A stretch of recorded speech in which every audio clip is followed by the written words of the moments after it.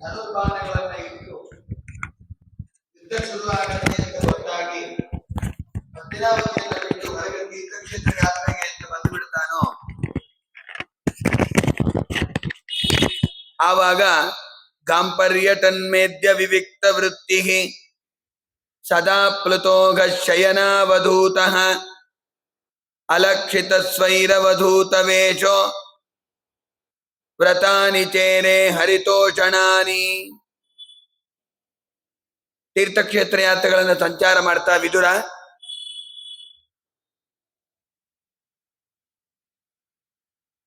ಕಾಲೇನ ಯಾವತ್ ಗತವಾನ್ ಪ್ರಭಾಸಂ, ಪ್ರಭಾಸ ಕ್ಷೇತ್ರಕ್ಕೆ ಬಂದಿದ್ದಾರಂತೆ.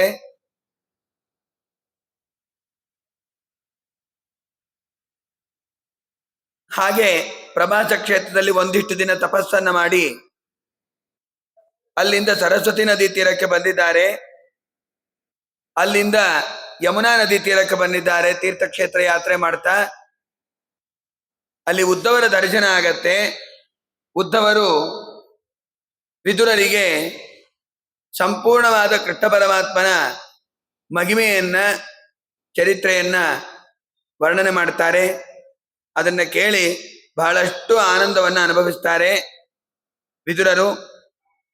ಇದಾದ ಮೇಲೆ ದೇವರು ಸರಸ್ವತಿ ನದಿ ತೀರದಲ್ಲಿ ಮೈತ್ರೇಯರನ್ನ ಭೇಟಿ ಮಾಡಿ ನೀವು ವಿದುರರಿಗೆ ಭಾಗವತವನ್ನು ಉಪದೇಶ ಮಾಡ್ರಿ ಅಂತ ಆಜ್ಞೆ ಮಾಡ್ತಾರೆ. ಆವಾಗ ಮೈತ್ರೇಯರು ಹರಿದ್ವಾರಕ್ಕೆ ಬರ್ತಾರೆ. ಹರಿದ್ವಾರದಲ್ಲಿ ವಿದುರರಿಗೆ ಮೈತ್ರೇಯರಿಗೆ ಭೇಟಿ ಆಗುತ್ತದೆ. ವಿದುರರು ಸಾಷ್ಟಾಂಗ ನಮಸ್ಕಾರ ಮಾಡ್ತಾರೆ ಮೈತ್ರೇಯರಿಗೆ. ವಿದುರರು ಅಂತಾರೆ, ಸುಖಾಯ ಕರ್ಮಾಣಿ ಕರೋತಿ ಲೋಕೋ ನತೈ ಸುಖಂ ಚಾನ್ಯದುಪಾರಮಂ ವಾ ವಿಂದೇತ ಭೂಯಸ್ತತಯೇವ ದುಃಖಂ ಯದತ್ರ ಯುಕ್ತಂ ಭಗವಾನ್ ವದೇನ್ನಃ. ಜನಸ್ಯ ಕೃಷ್ಣಾದ್ವಿಮುಖಸ್ಯ ದೈವಾತ್ ಅಧರ್ಮಶೀಲಸ್ಯ ಸುದುಃಖಿತಸ್ಯ ಅನುಗ್ರಹಾಯೇಹ ಚರಂತಿ ನೂನಂ ಭೂತಾನಿ ಭವ್ಯಾನಿ ಜನಾರ್ದನಸ್ಯ. ಬೇಡುವರೋ ಸುಖವ ರಂಗಯ್ಯ ನಿನ್ನ ಬೇಡುವರೋ ಸುಖವ, ಬೇಡುವರೋ ಸುಖ ಬೇಡರೋ ಕಸ್ತವ ಮಾಡಲರಿಯರದ ರೂಪಾಯವ. ಎಲ್ಲರೂ ಸುಖ ಬೇಡ್ತಾರೆ ದೇವರನ್ನ. ನಂಗೆ ಮನೆ ಸುಖ ಕೊಡು, ವಾಹನ ಸುಖ ಕೊಡು, ಮಕ್ಕಳ ಸುಖ ಕೊಡು, ಆಭರಣ ಸುಖ ಕೊಡು, ಆರೋಗ್ಯದ ಸುಖ ಕೊಡು ಅಂತ ದೇವರನ್ನ ಗುರುಗಳನ್ನ ಕೇಳ್ತಾರೆ. ಆದ್ರೆ ಅದಕ್ಕೆ ತಕ್ಕಂತ ಕರ್ಮಗಳನ್ನ ಮಾಡೋದಿಲ್ಲ.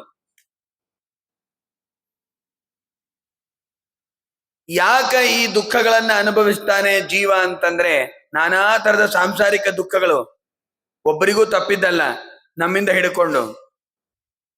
ಯಾಕೆ ಈ ದುಃಖಗಳು ಬರ್ತದೆ?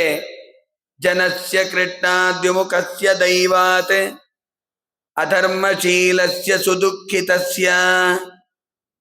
ಯಾವಾಗ ದೇವರಿಗೆ ವಿಮುಖನಾಗ್ತಾನೋ ಮನುಷ್ಯ, ಆವಾಗ ಪಾಪಕರ್ಮಗಳನ್ನು ಆಚರಣೆ ಮಾಡ್ತಾನೆ. ಪಾಪಕರ್ಮಗಳನ್ನು ಆಚರಣೆ ಮಾಡಿದರೆ ಅದರಂತೆ ದುಃಖ ತಪ್ಪಿದ್ದಲ್ಲ.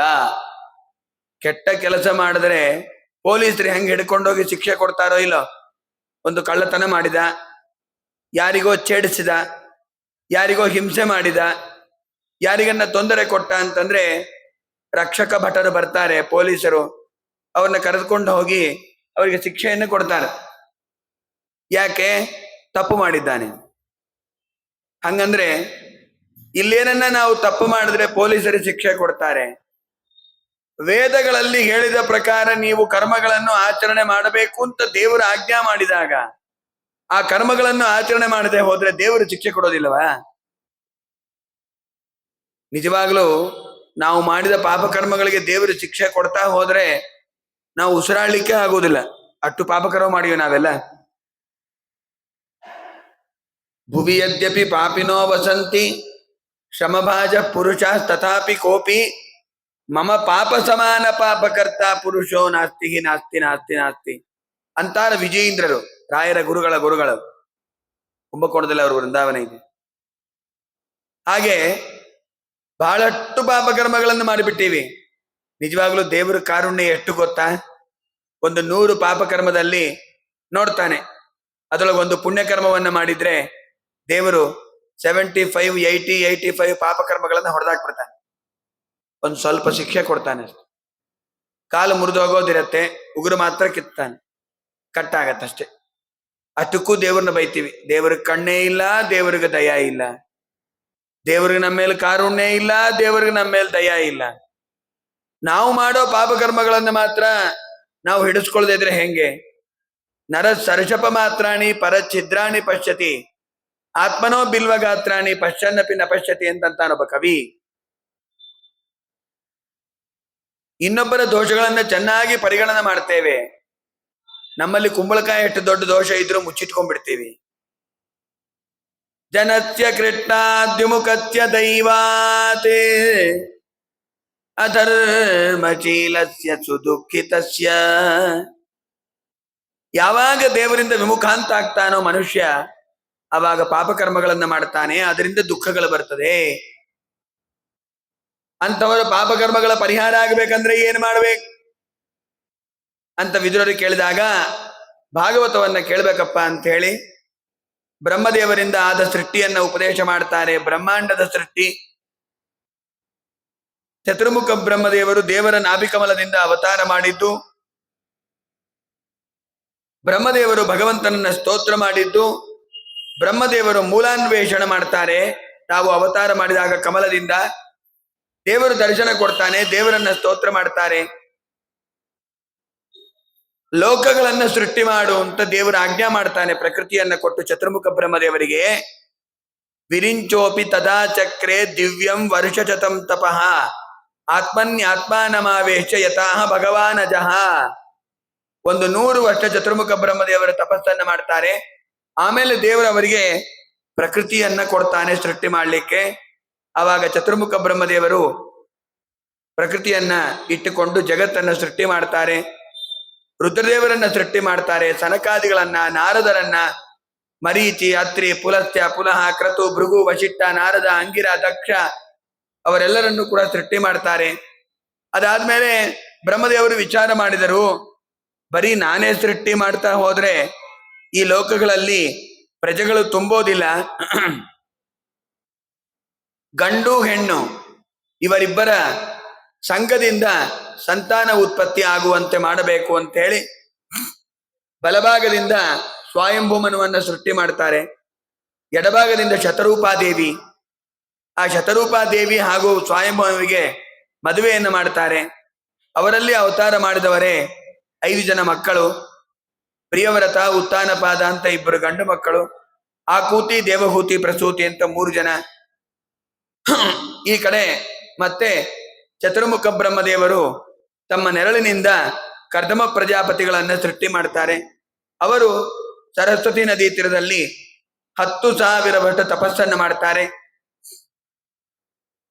ಸ್ವಯಂಭೂಮನು ಪ್ರಜೆಗಳನ್ನ ಸೃಷ್ಟಿ ಮಾಡಿದಾಗ ಆ ಪ್ರಜೆಗಳನ್ನು ಸೃಷ್ಟಿ ಮಾಡಿದ ಪ್ರಜೆಗಳನ್ನ ಒಂದು ಕಡೆ ಇಡ್ಲಿಕ್ಕೆ ಜಾಗ ಬೇಕು ಅಂತ. ಆವಾಗ ಭೂಮಿಯನ್ನ ಆದಿಹಿರಣ್ಯಾಕ್ಷ ವರಾಹದೇವರು ಅವತಾರ ಮಾಡ್ತಾರೆ ಬ್ರಹ್ಮದೇವರ ಮೂಗಿನಿಂದ. ಚತುರ್ಮುಖ ಬ್ರಹ್ಮದೇವರು ಭೂಮಿ ನೀರಿನಲ್ಲಿ ಮುಳುಗೋದಾಗ ಯಾರು ಈ ಭೂಮಿಯನ್ನ ಉದ್ಧಾರ ಮಾಡೋರು ಅಂತ ವಿಚಾರ ಮಾಡ್ತಾ ಇರಬೇಕಾದಾಗ ಚತುರ್ಮುಖ ಬ್ರಹ್ಮದೇವರ ಮೂಗಿನ ಹೊರಳೆಗಳಿಂದ ವರಾಹದೇವರು ಅವತಾರ ಮಾಡ್ತಾರೆ.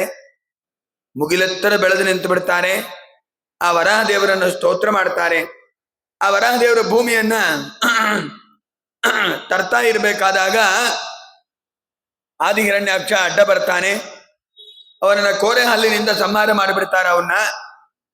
ಆಮೇಲೆ ಈ ಹಿರಣ್ಯಾಕ್ಷನಿಗೂ ಮತ್ತು ವರಾಹದೇವರಿಗೂ ಏನು ಯುದ್ಧ ಆಗತ್ತೆ ಅದನ್ನು ವಿಸ್ತಾರವಾಗಿ 3 ಅಧ್ಯಾಯದಿಂದ ವರ್ಣನೆ ಮಾಡ್ತಾರೆ. ಇದಾದ ನಂತರ ಕರ್ದಮ ಪ್ರಜಾಪತಿಗಳು ಸರಸ್ವತಿ ನದಿ ತೀರದಲ್ಲಿ 10,000 ವರ್ಷ ತಪಸ್ಸನ್ನು ಮಾಡ್ತಾರೆ. ಆವಾಗ ದೇವರು ಪ್ರತ್ಯಕ್ಷ ಆಗ್ತಾನೆ ಅವರಿಗೆ. ದೇವರನ್ನು ಸ್ತೋತ್ರ ಮಾಡ್ತಾರೆ ಕರ್ದಮ ಪ್ರಜಾಪತಿಗಳು. ಅವಾಗ ದೇವರ ಕಣ್ಣಿನಿಂದ ಒಂದು ಆನಂದ ಬಾಷ್ಪ, ಒಂದು ಬಿಂದು ಕೆಳಗೆ ಬೀಳತ್ತೆ. ಅದೇ ಬಿಂದು ಸರೋವರ. ಇವತ್ತಿನ ಮಾತೃಗಯಾದಲ್ಲಿ ನಾವೆಲ್ಲ ಅಲ್ಲಿ ಹೋಗಿ ದರ್ಶನ ಮಾಡಿಕೊಂಡು ಬರ್ತೇವೆ. ಆ ಬಿಂದು ಸರೋವರದಲ್ಲಿ ತಪಸ್ಸನ್ನು ಮಾಡ್ತಾರೆ, ದೇವರು ದರ್ಶನ ಕೊಡ್ತಾನೆ. ಅವರಂತಾರೆ, ಕರ್ದಮ ಪ್ರಜಾಪತಿಗಳು ಭಗವಂತನನ್ನ ಸ್ತೋತ್ರ ಮಾಡ್ತಾ, ಯೇ ಮಾಯಯಾತೆ ಹತಚೇತ ತತ್ವತ ಪಾದಾರವಿಂದಂ ಭವತಿಂದು ಪೋತಂ ಉಪಾಸತೆ ಕಾಮಲವಾಯತೆ ಚಾಂ ರಾಚೀಚನೆ ಕಾಮಾನ್ ನಿರಯೇಪಿ ಸ್ಯುಃ. ಸ್ವಾಮಿ, ಜನ ಎಷ್ಟು ಅಜ್ಞಾನಿಗಳಿದ್ದಾರೆ ಅಂತ ಕರ್ದಮ ಪ್ರಜಾಪತಿಗಳು ನಮ್ಮನ್ನು ಬೈತಾರೆ. ಮೋಕ್ಷಾದಿ ಪುರುಷಾರ್ಥಗಳನ್ನು ಕೊಡುವ ನಿನ್ನ ಹತ್ರ ಬಂದು ಯಾವುದೋ ಕ್ಷುಲ್ಲಕವಾದ ಸಾಂಸಾರಿಕ ಸುಖಗಳನ್ನು ಕೇಳ್ತಾರೆ ಈ ಎಲ್ಲ ಜನ. ಉಪಾಸತೆ ಕಾಮಲವಾಯತೇಷಾಂ, ಅಂಥವರನ್ನ ಉದ್ಧಾರ ಮಾಡಪ್ಪ ಸ್ವಾಮಿ ನೀನು ಅಂತ ಹೇಳಿ ದೇವರನ್ನ ಸ್ತೋತ್ರ ಮಾಡ್ತಾರೆ. ದೇವರ ಆಜ್ಞಾ ಮಾಡ್ತಾನೆ, ನೋಡಪ್ಪ, ನಾಳದ್ದು ನಿಮ್ಮ ಆಶ್ರಮಕ್ಕೆ ಸ್ವಯಂಭೂಮನು ಅವ್ರ ಮಗಳನ್ನ ಕೊಟ್ಟು ಮದುವೆ ಮಾಡ್ಲಿಕ್ಕೆ ಬರ್ತಾರೆ, ನೀವು ಒಪ್ಕೋ. ಅವರಂದ್ರು, ಬೇಡ ಸ್ವಾಮಿ, ಸಂಸಾರ ಬಹಳ ಕಷ್ಟ, ಜಪತಪಾನುಷ್ಠಾನ ಮಾಡ್ಲಿಕ್ಕೆ ಆಗೋದಿಲ್ಲ, ಪರವಾಗಿಲ್ಲ, ಎಲ್ಲ ಮಾಡ್ಬೋದು, ಮಾಡ್ಕೋ ಅಂತ. ಆವಾಗ ದೇವಹೂತಿ ದೇವಿಯನ್ನು ಕೊಟ್ಟು ಮದುವೆ ಮಾಡ್ತಾರೆ. ಪರಮ ಸುಂದರಿ ದೇವಹೂತಿ ದೇವಿ. ಅವಳ ರೂಪವನ್ನು ನೋಡೇ ವಿಶ್ವಾವಸು ಗಂಧರ್ವ ವಿಮಾನದಲ್ಲಿ ಹೋಗ್ತಾ ಇರೋನು ಮೂರ್ಛಾ ಬಿದ್ದು ಕೆಳಗೆ ಬೀಳ್ತಾನೆ. ಅಂತಹ ಸೌಂದರ್ಯ ದೇವಹೂತಿ ದೇವಿ. ಅವಳನ್ನ ಕೊಟ್ಟು ಮದುವೆ ಮಾಡ್ತಾರೆ. ಒಂದು 100 ವರ್ಷ ಭೋಗ ಮಾಡ್ತಾರೆ ಕರ್ದಮ ಪ್ರಜಾಪತಿಗಳು. ಅವರಲ್ಲಿ 9 ಜನ ಹೆಣ್ಣು ಮಕ್ಕಳು ಹುಡ್ತಾರೆ. ಅವರ ಹೆಸರುಗಳನ್ನ ಇಲ್ಲಿ ತೃತೀಯ ಸ್ಕಂದದಲ್ಲಿ ವರ್ಣನೆ ಮಾಡ್ತಾರೆ.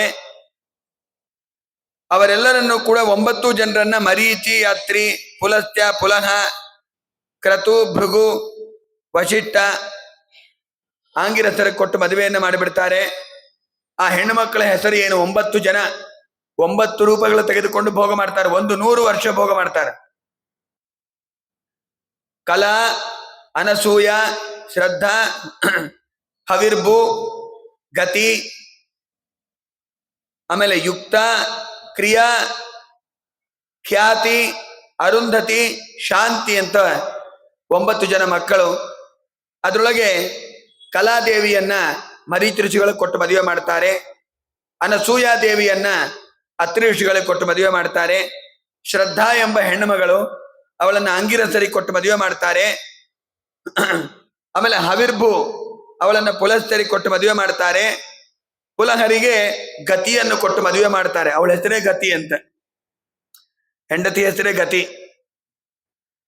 ನಿನಗೆ ಯಾರು ಗತಿ ಅಂದ್ರೆ ನಮ್ಮ ಹೆಂಡತಿನೇ ಗತಿ ಅಂತ ಅನ್ಬೋದು ಅವಾಗ. ಯಾಕೆ? ಹೆಂಡತಿ ಹೆಸರೇ ಗತಿ ಇರತ್ತೆ. ನಂಗೆ ಗತಿನೇ ಗತಿ. ಕ್ರತು ಎಂಬ ಋಷಿಗಳು ಅವರಿಗೆ ಕ್ರಿಯಾ ಎಂಬ ಹೆಣ್ಣು ಮಗಳನ್ನ ಕೊಟ್ಟು ಮದುವೆ ಮಾಡ್ತಾರೆ. ಇನ್ನೊಬ್ಬಳು ಖ್ಯಾತಿ ಅಂತ, ಅವಳನ್ನ ಭೃಗು ಋಷಿಗಳು ಕೊಟ್ಟು ಮದುವೆ ಮಾಡ್ತಾರೆ. ಅರುಂಧತಿ ಅಂತ ಹೆಣ್ಣು ಮಗಳು, ಅವಳನ್ನ ವಶಿಷ್ಠ ಋಷಿಗಳು ಕೊಟ್ಟು ಮದುವೆ ಮಾಡ್ತಾರೆ. ಶಾಂತಿ ಅಂತ ಇನ್ನೊಬ್ಬಳ ಹೆಣ್ಣು ಮಗಳು, ಅವಳನ್ನ ಅಥರ್ವಣ ಋಷಿಗಳ ಕೊಟ್ಟು ಮದುವೆ ಮಾಡಿಬಿಡ್ತಾರೆ. ಅದಾದ್ಮೇಲೆ ಕರ್ದಮ ಪ್ರಜಾಪತಿಗಳಿಂದ ದೇವಹೂತಿ ದೇವಿಯಲ್ಲಿ ಕಪಿಲನಾಮಕ ಭಗವಂತ ಅವತಾರ ಮಾಡ್ತಾನೆ. ತಾಯಿಗೆ ಎಲ್ಲ ಸಜ್ಜನರ ಲಕ್ಷಣ, ಸಂಸಾರದ ವೈರಾಗ್ಯ ಅವೆಲ್ಲವನ್ನು ಕೂಡ ಉಪದೇಶ ಮಾಡ್ತಾನೆ ಭಗವಂತ. ಸಂಚಿಂತ ಯದ್ ಭಗವತ ಚರಣಾರವಿಂದಂ ವಜ್ರಾಂಕುಶ ಧ್ವಜ ಸರೋರುಘಲಾಂಚನಾಟ್ಯಂ ಉತ್ತುಂಗ ರಕ್ತ ವಿಲಸನ್ನಕ ಚಕ್ರವಾಲ ಜ್ಯೋತ್ಸ್ನಾಭಿರಾಗತ ಮಹದೃದಯಾಂಧಕಾರಂ ಯಚ್ಛೌಚ ನಿಸೃತ ಸರಿತ್ ಪ್ರವರೋದಕೇನ ತೀರ್ಥೇನ ಮೂರ್ಧ್ಯತಿ ಧೃತೇನ ಶಿವ ಶಿವೋಭೂತ್ ಧ್ಯಾತುರ್ಮನ ಶಮಲ ಶೈಲ ನಿಸೃಷ್ಟ ವಜ್ರಂ ಧ್ಯಾಯೇಚ್ಚಿರಂ ಭಗವತಃ ಚರಣಾರವಿಂದಂ. ದೇವರ ಪಾದಗಳನ್ನ ಸ್ತೋತ್ರ ಮಾಡ್ಬೇಕಂತ ಪ್ರತಿನಿತ್ಯ. ಎಂತ ಪಾವನ ಪಾದ ಇಂತು ಜಗದಿ ಕೇಳು, ಪಂತದೋಳಿಗ ಕುರುಪತಿಯನುರುಳಿಸಿದ ಎಂತ ಪಾವನ ಪಾದವೋ. ಹಲವು ಕಾಲಂಗಳಿಂದಲೇ ಮಾರ್ಗದಿ ಚೀಲೆ ಶಾಪವ ಪಡೆದಿರಲು ಒಲಿದೂರ ಜದಿ ಪಾವನಗೈದು ಕರುಣದಿ ಶಿಲೆಯ ಬಾಲೆಯ ಮಾಡಿ ತಲುಹಿದ ಶ್ರೀಹರಿಯ ಎಂಥ ಪಾವನ ಪಾದವೋ.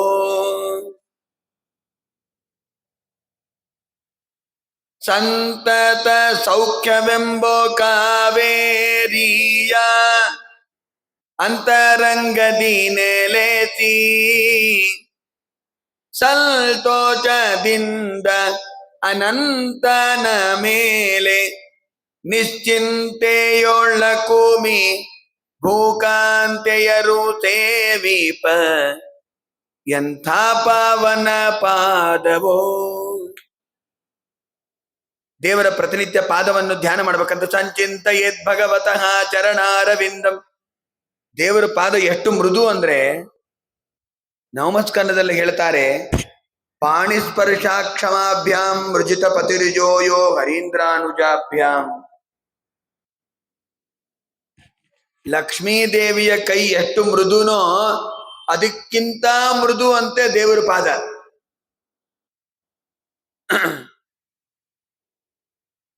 ಸರಸ್ವತಿ, ಭಾರತಿ, ಉಮಾ, ಶಚಿ, ಶ್ಯಾಮಲ, ವಾರುಣಿ, ಸೌಪರ್ಣಿ ಮೊದಲಾದ ಎಲ್ಲ ಹೆಣ್ಣು ದೇವತೆಗಳು ಬಂದು ಲಕ್ಷ್ಮೀದೇವಿನ ಕೇಳಿದ್ರಂತೆ.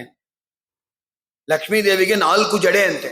ಚತುಷ್ಕಪರ್ಧ ಯುವತಿ ಸುಪೇಚ ಘೃತ ಪ್ರತೀಕಾ ವಯುನಾ ನಿವಸ್ತೆ. 4 ಜಡೆ ಅಂತೆ ಲಕ್ಷ್ಮೀದೇವಿಗೆ. ಎಷ್ಟುದ್ದ ಗೊತ್ತಾ ಲಕ್ಷ್ಮೀದೇವಿ ಜಡೆ? ಹಿಮ್ಮಡಿ ದಾಟಿ ಕೆಳಗೆ ನೆಲ ತಾಗ್ತಾ ಇದೆ. ಲಕ್ಷ್ಮೀದೇವಿ ದೊಡ್ಡ ಜಡೆ, ಫಳ ಫಳ ಫಳ ಫಳ ಹೊಳಿತಾ ಇರತ್ತಂತೆ ಯಾವಾಗ್ಲೂ ಲಕ್ಷ್ಮೀದೇವಿಯ ಜಡೆ.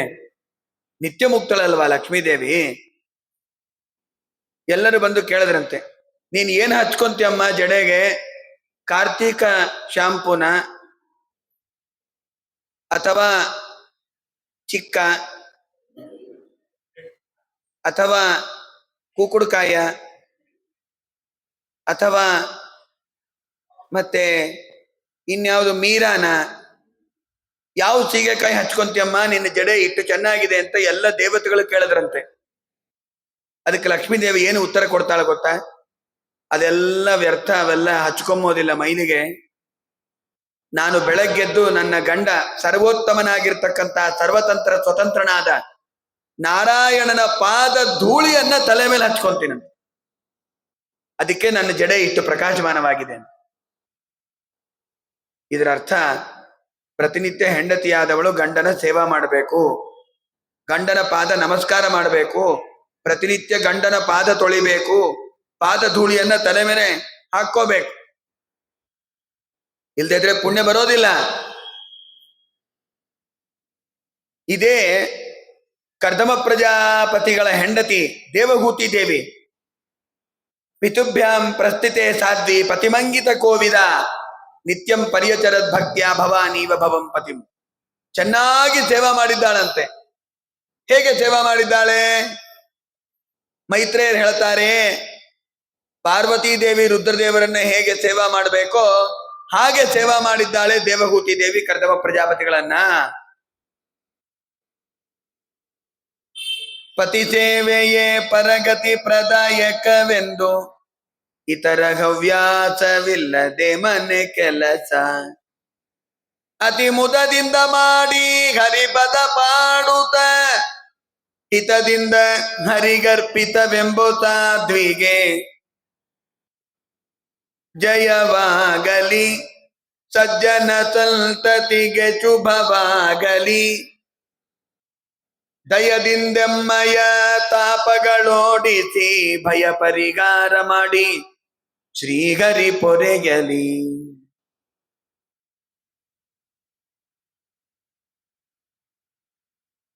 ಮಾಡುವ ಕರ್ಮದ ಮರ್ಮವನರಿತು ಬೇಡ ದೈಹಿಕ ಸುಖ ಸಾಮಗ್ರಿಗಳನ್ನು ಗಾಡಿಕಾರ ಬಾದರಾಯಣ ವಿಠಲ ಆಡಿ ಪಾಡಿ ನಲಿದಾಡೋ ಮಹಾತ್ಮಗೆ ಜಯವಾಗಲಿ, ಸಜ್ಜನ ಸಂತತಿಗೆ ಶುಭವಾಗಲಿ.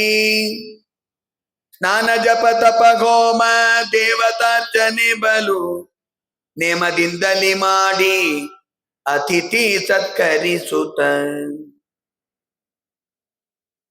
ದಾನ ಧರ್ಮ ಏನೇನ ತಗಿದ ಕಾರ್ಯ ದಾನವಾಂತಗೆ ಪ್ರೀತಿಗೊದಗಲೆಂಬುವಗೆ ಜಯವಾಗಲಿ, ಸಜ್ಜನ ಸಂತತಿಗೆ ಶುಭವಾಗಲಿ. ಹಾಗೆ ಸೇವಾ ಮಾಡ್ತಾಳೆ. ಅಂತ ಸಾಧ್ವಿಗೆ ಜಯವಾಗಲಿ ಅಂತಾರೆ ಯಮದೇವರು.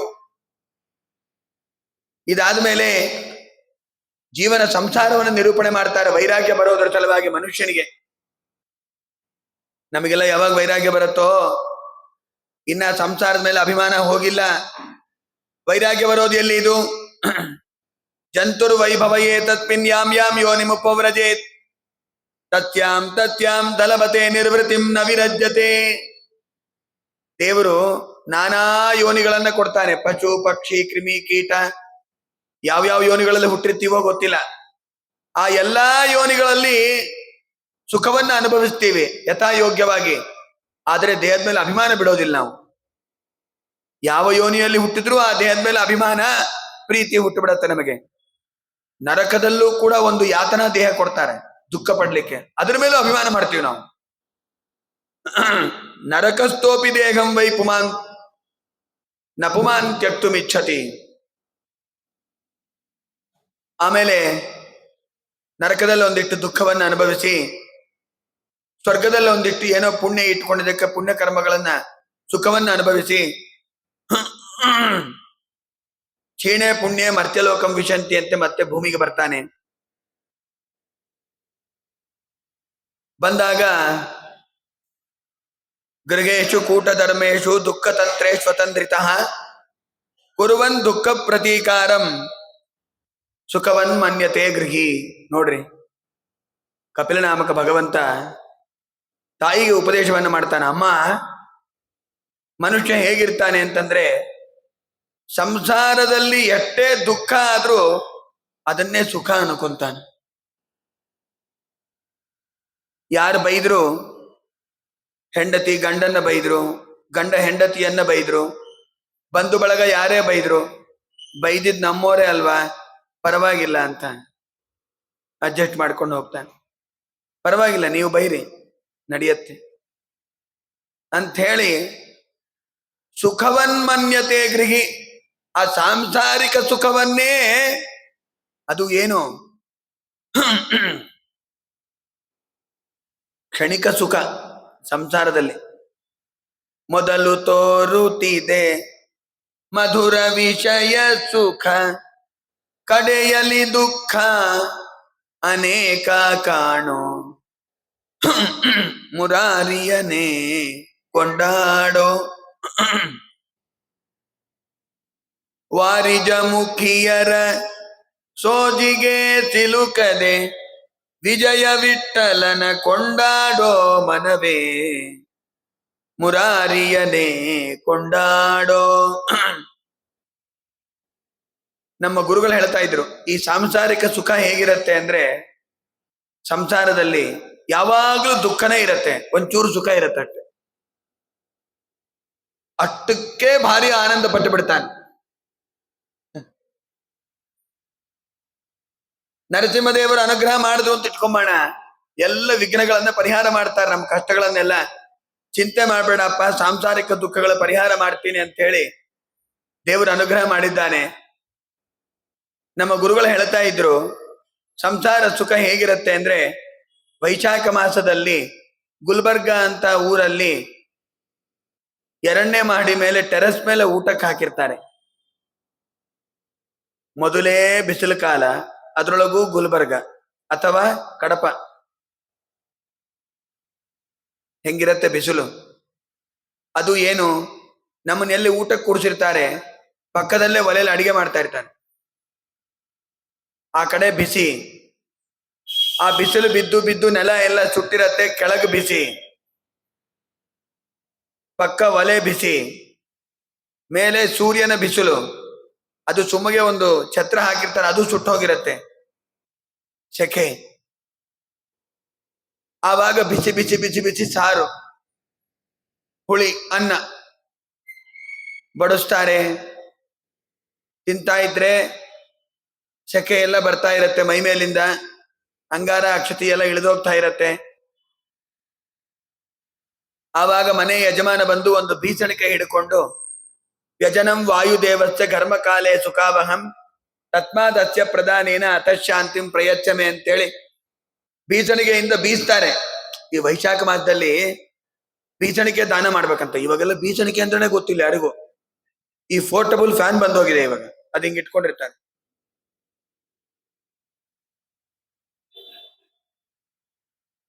ಅವಾಗೆಲ್ಲ ಬೀಸಣಿಕೆ ಇತ್ತು, ಇವೆಲ್ಲ ಬಂದಿದ್ದಿಲ್ಲ. ಅವಾಗೆಲ್ಲ ಬೀಸಣಿಕೆಯಿಂದ ಹಿಂಗ್ ಬೀಸ್ಕೊಂತ ಕೊಡ್ತಾ ಇದ್ರು. ಆ ಬೀಸಣಿಕೆ ದಾನ ಮಾಡಿದ್ರು ಪುಣ್ಯ ಇದೆ. ಅದು ಬೀಸಿ ದಾನ ಮಾಡ್ಬೇಕು. ಆ ಬೀಸಿದಾಗ ಒಂದು ಕ್ಷಣ ಏನು ಸುಖ ಆಗತ್ತಲ್ಲ, ಹಾಗಿರತ್ತೆ ಸಂಸಾರದ ಸುಖ ಮತ್ತೆ ದುಃಖ. ಅದಕ್ಕೆ ದಾಸರಂತಾರ, ಮೊದಲು ತೋರುತ್ತಿದೆ ಮಧುರ ವಿಜಯ ಸುಖ, ಕಡೆಯಲಿ ದುಃಖ ಅನೇಕ ಕಾಣು, ಮುರಾರಿಯನೇ ಕೊಂಡಾಡೋ. ಅಷ್ಟು ದುಃಖವನ್ನು ಅನುಭವಿಸ್ತಾನೆ. ಆ ಸಂಸಾರದಲ್ಲಿ ನಾನಾ ತರದ ದುಃಖ, ಯಾರ ಮುಂದೂ ಹೇಳ್ಕೊಳ್ಳೋಂಗಿಲ್ಲ, ಹೇಳಿದ್ರು ಪರಿಹಾರ ಮಾಡ್ಲಿಕ್ಕಾಗಲ್ಲ, ಒದ್ದಾಡ್ತಾನೆ. ಯಾಕೆ ಗೊತ್ತಾ? ದೇವರನ್ನ ಮರೆತಿರ್ತಾನೆ, ದೇವರ ಸ್ಮರಣೆ ಬಿಟ್ಟಿರ್ತಾನೆ. ಹರಿಸ್ಮೃತಿ ಸರ್ವ ವಿಪದ್ ವಿಮೋಕ್ಷಿಣಿ ಭಾಗವತದಲ್ಲಿ ಹೇಳ್ತಾರೆ. ದೇವರ ಸ್ಮರಣೆ ಮಾಡ್ರಿ, ನಿಮ್ ಕಷ್ಟಗಳೆಲ್ಲ ಪರಿಹಾರ ಆಗತ್ತೆ ಅಂತಂತಾರೆ. ಮಾಡಿ ನೋಡ್ರಿ. ಕುಟುಂಬ ಭರಣ ಕಲ್ಯೋ ಮಂದ ಭಾಗ್ಯೋ ವೃತೋದ್ರಮಃ ಶ್ರಿಯಾ ವಿಹೀನ ಕೃಪಣೋ ಧ್ಯಾಯನ್ ಸ್ವರತಿ ಮೂಢದೀಹಿ ನಾದ್ರಿಯಂತೆ ಯಥಾಪೂರ್ವಂ ಕೀನಾಚೈವ ಗೋಚರಂ. ಸಂಪಾದನೆ ಮಾಡಬೇಕಾದಾಗ ಏನು ಗೌರವ ಮರ್ಯಾದೆ ಇರತ್ತೆ ಯಜಮಾನನಿಗೆ, ವಯಸ್ಸಾದ್ಮೇಲೆ ಅಷ್ಟು ಗೌರವ ಮರ್ಯಾದೆ ಇರೋದಿಲ್ಲ. ಒಂದು ಮೂಲೆಯಲ್ಲಿ ಮಲ್ಕೊಂಡ್ಬಿಟ್ಟಿರ್ತಾನೆ, ಮೈ ತುಂಬಾ ರೋಗ, ಕಫ, ಮಾತಾಡ್ಲಿಕ್ಕೆ ಸರಿಯಾಗಿ ಬರ್ತಿರೋದಿಲ್ಲ, ಗಂಟ್ಲೆಲ್ಲ ಕಫ ತುಂಬ್ಕೊಂಡ್ಬಿಟ್ಟಿರುತ್ತೆ. ಕಂಠೋ ಗುರುಗುರಾಯತೆ, ಗುರು ಗುರು ಗುರು ಶಬ್ದ. ಆದ್ರೂ ಕೂಡ ವೈರಾಗ್ಯ ಬರೋದಿಲ್ಲ ಮನುಷ್ಯನಿಗೆ. ಇದಾದ್ಮೇಲೆ ಮತ್ತೆ ಸತ್ತೋಗಿ ಬಿಡ್ತಾನೆ. ಯಮದೇವರು ಕರ್ಕೊಂಡು ಹೋದಾಗ ದುಃಖ ಪಡ್ತಾನೆ. ಯಮಭಟ್ರು ಬಂದು ಪಾಶ ಹಾಕಿ ಎಳ್ಕೊಂಡು ಹೋಗ್ತಾ ಇರ್ತಾರೆ. ಶುತ್ರುಟ್ಪರೀತೋರ್ಕದವಾನಲಾನಿಲೈಹಿ ಸಂತಪ್ಯಮಾನ ಪತಿತಪ್ತವಾಲುಕೆ ಕೃತ್ರೇಣ ಪೃಟ್ಟೆ ಗಜಯಾ ಚತಾಡಿತಃ ಚಲತ್ಯ ಶಕ್ತೋಪಿ ನಿರಾಶ್ರಯೋದಕೆ. ಯಮದೂತರು ಎಳ್ಕೊಂಡು ಹೋಗ್ತಾ ಇರ್ತಾರೆ, ದುಃಖ ಪಡ್ತಾನೆ. ಅಯ್ಯೋ, ನನ್ನ ನರಕಕ್ಕೆ ಯಾಕೆ ಕರ್ಕೊಂಡು ಹೋಗ್ತಾ ಇದ್ದೀರಿ? ಅಲ್ಲೋ, ಒಂದ್ ದಿವಸ ಒಂದು ಪುಣ್ಯಕರ್ಮ ಮಾಡಿಲ್ಲಲ್ಲಪ್ಪ, ಒಂದ್ ದಿವಸ ಒಂದು ಪುರಾಣ ಕೇಳಿಲ್ಲ, ಸಾಧನೆ ಮಾಡಿಲ್ಲ, ದೇವರ ಧ್ಯಾನ ಮಾಡಿಲ್ಲ, ಜಪ ಮಾಡಿಲ್ಲ, ತೀರ್ಥಕ್ಷೇತ್ರ ಯಾತ್ರೆ ಮಾಡಿಲ್ಲ, ತಂದೆ ತಾಯಿಗಳ ಸೇವಾ ಮಾಡಿಲ್ಲ, ಸಂಧ್ಯಾ ವಂದನೆ ಮಾಡಿಲ್ಲ, ನರಕಕ್ಕೆ ಕರ್ಕೊಂಡು ಹೋಗದೆ ಇನ್ನೆಲ್ಲಪ್ಪ ಕರ್ಕೊಂಡು ಹೋಗ್ತಾರೆ. ಇದಾದ್ಮೇಲೆ ದುಃಖವನ್ನು ಅನುಭವಿಸಿ ಮತ್ತೆ ತಾಯಿ ಗರ್ಭಕ್ಕೆ ಬರ್ತಾನೆ. ತಾಯಿ ಗರ್ಭದಲ್ಲಿ ಬಹಳ ದುಃಖವನ್ನು ಅನುಭವಿಸ್ತಾನೆ. ಅವಾಗ ಎಲ್ಲಾ ದೇವ್ರನ್ನ ಕೈ ಮುಗಿತಾನೆ. ಯಾವಾಗಪ್ಪ ಈ ತಾಯಿ ಗರ್ಭದಿಂದ ಹೊರಗಾಗ್ತೀನನ್ನ? ದೇಗ್ಯನ್ಯ ದೇಗ ವಿವರೇ ಜಠರಾಗ್ನಿನಾತೃಕ್ ವಿಣ್ಮೂತ್ರ ಕೂಪ ಪತಿತೋ ಭೃಷ ತಪ್ತ ದೇಹ ಇಚ್ಛನ್ನಿತೋ ವಿವಸಿತುಂ ಗಣಯನ್ ತ್ವಮಾಸಾನ್ ನಿರ್ವಾಚ್ಯತೆ ಕೃಪಣಧೀರ್ಭವತ ಕದಾನು. ತಾಯಿ ಗರ್ಭದಿಂದ ಹೊರಗೆ ಬರ್ತಾನಮ್ಮ, ಮತ್ತೆ ಎಲ್ಲ ಮರ್ತು ಹೋಗಿಬಿಡ್ತಾನೆ. ಸಂಗಂ ನ ಕುರ್ಯಾತ್ ಪ್ರಮದ ಸುಜಾತು ಯೋಗತ್ಯ ಪಾರಂಪರಮಾರು ರುಕ್ಷುಗು ಮತ್ಸೇವಯ ಪ್ರತಿಲಬ್ಧಾತ್ಮಲಾಭೋ ವದಂತಿಯಾಂ ನಿರಯದ್ವಾರಮಸ್ಯ. ದೊಡ್ಡವರ ಸಂಘ ಮಾಡಬೇಕು, ಜ್ಞಾನಿಗಳ ಸಂಘವನ್ನ ಮಾಡಬೇಕು, ಅವರಿಂದ ತತ್ವೋಪದೇಶವನ್ನ ಪಡಿಬೇಕು. ಆಮೇಲೆ ನಿನಗೆಲ್ಲ ಪಾಪಗಳ ಪರಿಹಾರ ಆಗತ್ತೆ ಅಂತಿಷ್ಟೆಲ್ಲ ಹೇಳ್ತಾನೆ ದೇವರು. ಅರ್ಚನಾದಿ ಮಾರ್ಗವನ್ನ ಉಪದೇಶ ಮಾಡ್ತಾನೆ ದೇವಹೂತಿ ದೇವಿಗೆ. ಅದಾದ್ಮೇಲೆ ಯೋಗದ ಲಕ್ಷಣಗಳು, ಭಕ್ತಿಯ ಪ್ರಕಾರಗಳ ನಿರೂಪಣೆ ಮಾಡ್ತಾನೆ. ಅದರಂತೆ ದೇವಹೂತಿ ದೇವಿ ಭಗವಂತನ ಉಪದೇಶದಂತೆ ದೇವರನ್ನು ಧ್ಯಾನ ಮಾಡಿ ತಾಯಿಯಾದ ಆ ದೇವಹೂತಿ ದೇವಿ ಆ ಬಿಂದು ಸರೋವರದಲ್ಲೇ ದೇಹತ್ಯಾಗ ಮಾಡಿಬಿಡುತ್ತಾಳೆ. ಇದಾದ ಮೇಲೆ ಮುಂದೆ ಚತುರ್ಥ ಸ್ಕಂದದಲ್ಲಿ ಸ್ವಯಂಭೂ ಮನುವಿನ ಇನ್ನೊಬ್ಬ ಮಗಳು ಆಕೂತಿ ಅಂತ, ಅವಳನ್ನ ರುಚಿ ಪ್ರಜಾಪತಿಗಳಿಗೆ ಕೊಟ್ಟು ಮದುವೆಯನ್ನ ಮಾಡ್ತಾರೆ. ಅವರಲ್ಲಿ ಅವತಾರ ಮಾಡಿದವರೇ ಅವಳಿ ಜವಳಿ ಮಕ್ಕಳು ಯಜ್ಞನಾಮಕ ಭಗವಂತ ಹಾಗೂ ದಕ್ಷಿಣಾದೇವಿ. ಅವರಿಬ್ಬರಿಗೂ ಮದುವೆಯನ್ನ ಮಾಡ್ತಾರೆ. ಅವಳಲ್ಲಿ ಭಗವಂತ ಮಕ್ಕಳನ್ನ ಪಡಿತಾನೆ. ಯಜ್ಞನಾಮಕ ಭಗವಂತ ಸ್ವಯಂಭೂಮನು ತನ್ನ ಮಗಳ ಮಗನಾದ ಯಜ್ಞನಾಮಕ ಭಗವಂತನನ್ನ ದತ್ತಕ್ಕೆ ತೆಗೆದುಕೊಳ್ತಾನೆ. ಪುತ್ರಿಕಾ ಪುತ್ರ ಧರ್ಮ ಅಂತ ಹೇಳಿ. ಇದಾದ್ಮೇಲೆ ಮುಂದೆ ಕರ್ದಮ ಪ್ರಜಾಪತಿಗಳ 9 ಜನ ಮಕ್ಕಳ ವಂಶವನ್ನು ಕೂಡ ವಿಸ್ತಾರವಾಗಿ ವರ್ಣನೆ ಮಾಡ್ತಾರೆ. ಅದರೊಳಗೆ ಅತ್ರಿ ಋಷಿಗಳಿಂದ ಅನಸೂಯ ದೇವಿಯಲ್ಲಿ ದತ್ತ, ದೂರ್ವಾಸ, ಸೋಮ ಅಂತ ಹೇಳಿ 3 ಜನ ಮಕ್ಕಳು ಹುಡ್ತಾ ಇದ್ದಾರೆ. ಯಾರೂ ಅಲ್ಲ, ತ್ರಿಮೂರ್ತಿಗಳೇ ಅವತಾರ ಮಾಡ್ತಾ ಇದ್ದಾರೆ. ಅನಸೂಯ ದೇವಿಯಲ್ಲಿ ಅತ್ರಿ ಋಷಿಗಳ ಹೆಂಡತಿ. ದತ್ತಾತ್ರೇಯ, ದತ್ತನಾಮಕ ಭಗವಂತ ದೇವರ ಅವತಾರನೇ. ಆ ಭಗವಂತನು ಕೂಡ ಒಂದು ರೂಪದಿಂದ ಅವತಾರ ಮಾಡಿದ್ದಾನೆ. ಬ್ರಹ್ಮದೇವರಿಗೆ ಅವತಾರ ಇಲ್ಲ. ಬ್ರಹ್ಮಣೋ ನಾವತಾರೋಸ್ತಿ ಸನ್ನಿಧಾನಂತು ಕೇವಲಂ ಋತೆ ವಿಷ್ಣೋರಾತ್ಮನಚ್ಚ ತದಂಶೋಕ್ತಿ ಪ್ರವೇಶತಃ ಅಂತ ಹೇಳಿದಾಗೆ ಚಂದ್ರನೊಳಗೆ ಆವೇಶಯುಕ್ತರಾಗಿ ಬ್ರಹ್ಮದೇವರು ಅವತಾರ ಮಾಡ್ತಾ ಇದ್ದಾರೆ. ಇದಾದ ಮೇಲೆ ರುದ್ರದೇವರು ದೂರ್ವಾಸರಾಗಿ ಅವತಾರ ಮಾಡ್ತಾ ಇದ್ದಾರೆ. ಇವೆಲ್ಲವನ್ನು ತಿಳಿಸಿಕೊಡ್ತಾರೆ. ಅಲ್ಲರಿ, ತ್ರಿಮೂರ್ತಿಗಳು ಅವತಾರ ಮಾಡಬೇಕಾದ್ರೆ ಏನಂತ ಪುಣ್ಯಕರ್ಮ ಮಾಡಿದ್ದಾರೆ ಅತ್ರಿ ಋಷಿಗಳು? ತಪಸ್ಸು. ಎಷ್ಟು ವರ್ಷ? 100 ವರ್ಷ. ಅಮ್ಮ, ಎಲ್ಲಿ? ಬ್ರಹ್ಮಣ ಚೋದಿತ ಸೃಷ್ಟೌ ಅತ್ರಿ ಬ್ರಹ್ಮ ವಿದಾಂಬರಃ ಸಹ ಪತ್ನ್ಯಾಯಯೋ ವೃಕ್ಷಂ ಕುಲಾದ್ರಿಂ ತಪಸಿ ಸ್ಥಿತಃ. ವೃಕ್ಷ ಎಂಬ ಹೆಸರಿನ ಒಂದು ಪರ್ವತ, ಅಲ್ಲಿ ಹೋಗಿ ತಪಸ್ಸನ್ನು ಮಾಡ್ತಾರೆ ಅತ್ರಿ ಋಷಿಗಳು. ಅತಿಷ್ಠದೇಕಪಾದೇನ ನಿರ್ದ್ವಂದ್ವೋ ಅನಿಲ ಭೋಜನ. ಒಂದೇ ಕಾಲ ಮೇಲೆ ನಿಂತ್ಕೊಂಡು 100 ವರ್ಷ ತಪಸ್ಸನ್ನು ಮಾಡ್ತಾರೆ ನೋಡಿ. ಏನು ಘೋರವಾದ ತಪಸ್ಸು! ದೇವರು, ಬ್ರಹ್ಮದೇವರು, ರುದ್ರದೇವರು 3 ಜನ ಬಂದು ಬಿಡ್ತಾರೆ, ದರ್ಶನ ಕೊಟ್ಟು ಬಿಡ್ತಾರೆ ಅವರು ತಪಸ್ಸಿಗೆ ಮೆಚ್ಚಿ. ಅತ್ರಿ ಋಷಿಗಳು ಕಣ್ಣೆಲ್ಲ ಆನಂದ ಬಾಷ್ಪ ಬಂದು ಬಿಡುತ್ತದೆ. ವಿಶ್ವೋದ್ಭವ ಸ್ಥಿತಿ ಲಯೇತು ವಿಭಜ್ಯಮಾನೈಃ ಮಾಯಾ ಗುಣೈರನುಗುಣಂ ಪ್ರಗೃಹೀತ ದೇಹಾಃ ಹೇ ಬ್ರಹ್ಮ ವಿಷ್ಣು ಗಿರಿಚಾಃ ಪ್ರಣತೋಸ್ಮ್ಯಹಂ ವಃ ತೇಭ್ಯಃ ಏವ ಭವತಾಂ ಸ್ವಿದಿಗೋಪಹೂತಃ ಏಕೋ ಮಹೇಹ ಭಗವಾನ್ ವಿಬುಧ ಪ್ರಧಾನಃ ಚಿತ್ತೀಕೃತ ಪ್ರಜನನಾಯ ಕಥಂ ನು ಯೂಯಂ ಅತ್ರಾಗತಾತ್ಮನು ಭೃತಾಂ ಮನಸೋಪಿ ದೂರಾಃ ಭೃತ ಪ್ರಸೀದತ ಮಹಾನಿಹ ವಿಸ್ಮಯೋ ಮೇ. ದೇವರನ್ನ ಸ್ತೋತ್ರ ಮಾಡ್ತಾರೆ ಅತ್ರಿ ಋಷಿಗಳು. ನಾನು ಕರೆದಿದ್ದು ಒಬ್ಬರನ್ನ, ನೀವು 3 ಜನ ಯಾಕೆ ಬಂದ್ರಿ ಅಂತ ಪ್ರಶ್ನೆ ಮಾಡಿದ್ರು. ನೋಡ್ರಿ ಹೆಂಗಿದೆ. ನಾನು ಧ್ಯಾನ ಮಾಡಿದ್ದು ಒಬ್ಬರನ್ನ, ನೀವಿಬ್ರು ಎಕ್ಸ್ಟ್ರಾ ಯಾಕೆ ಬಂದ್ರಿ ಬ್ರಹ್ಮದೇವರು ರುದ್ರದೇವರು ಅಂತ ಕೇಳ್ತಾರೆ. ನಾನು ಧ್ಯಾನ ಮಾಡಿದ್ದು ಸಾಕ್ಷಾತ್ತು ಭಗವಂತನ ರೂಪ ಒಂದು. ಎರಡನೆಯದು ಬ್ರಹ್ಮದೇವರ ಒಳಗಿರುವ ಬ್ರಹ್ಮ ಶಬ್ದ ವಾಚ್ಯವಾದ ಭಗವಂತನ ರೂಪ. ಮೂರನೆಯದು ರುದ್ರದೇವರ ಅಂತರ್ಯಾಮಿಯಾದ ರುದ್ರ ಶಬ್ದ ವಾಚ್ಯವಾದ ಭಗವಂತನ ರೂಪ. ಅಂದ್ರೆ 3 ಭಗವದ್ ರೂಪಗಳೇ ಬರಬೇಕಾಗಿತ್ತು. ನೀವ್ಯಾಕಿಬ್ಬರು ಬಂದಿದ್ದೀರಿ ಬ್ರಹ್ಮದೇವರು ರುದ್ರದೇವರು? ದಯಮಾಡಿ ತಿಳಿಸ್ರಿ. ಅದಕ್ಕೆ ದೇವರಂದ, ನಾನು ಉತ್ತರ ಕೊಡ್ತೀನಿ, ನೇನ್ ಚಪ್ತಾನ್ರ ಅಂದ್ರು.